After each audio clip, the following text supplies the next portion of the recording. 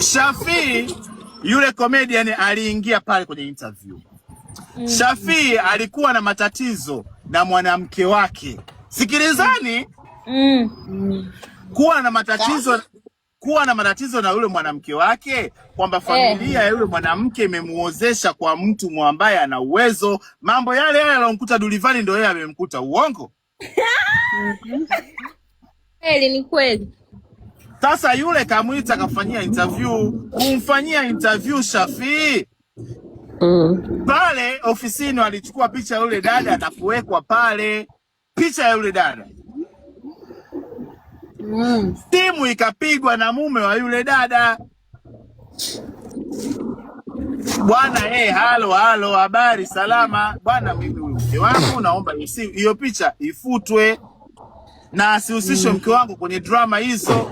Kiukweli, kwa sababu hamjampigia simu, sisi tukaamua ile jambo lifutwe. Mmenidharau. Kwa nini content imefutwa? Asubuhi kaamka hajaja kwenye kipindi, kesho yake kaandika barua la kuacha kazi. Unaandikaje barua kuacha kazi ofisi yako haijui? Andika barua apelekee Chiala kule naye hakikisha kweli umeachwa kazi. Ulipe na madeni uondoke kwa amani na upendo. Bwana Yesu asifiwe. Alipe na anawadai.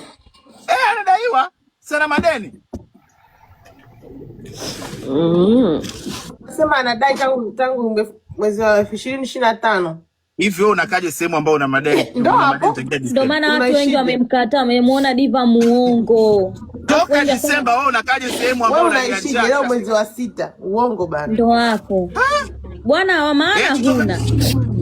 Nakwambia hivi, ukiona sehemu ambayo haina riziki wewe teremka, ondoka. Mimi Juma umenifurahisha vipi? Nimefunga ofisi yangu.